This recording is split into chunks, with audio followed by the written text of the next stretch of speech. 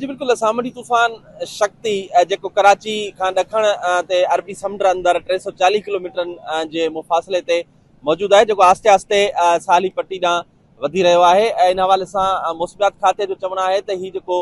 तूफ़ान आहे जंहिंजो नालो शक्ति रखियो वियो आहे, उहो नालो जेका माना आहे उहा ताक़तवर आहे।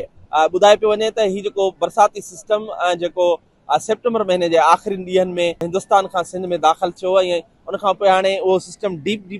डिप्रेशन में तब्दील थियण खां पोइ अरबी समुंड अंदरि हिकु तूफ़ान ठहियो आहे जेको सामूंडी पट्टी ॾांहुं वधी रहियो आहे। ऐं ॿुधाए पियो वञे त कराची जे वेझो पहुचण खां पोइ ई हिन जो जेको तूफ़ान जो रुख़ हूंदो ओमान तरफ़ हूंदो, ओमान जे साली पट्टी सां टकराइजण खां पोइ हीउ सिस्टम हिकु दफ़ो ॿीहर मुंबई ते जेको आहे बरसाति जी सूरत में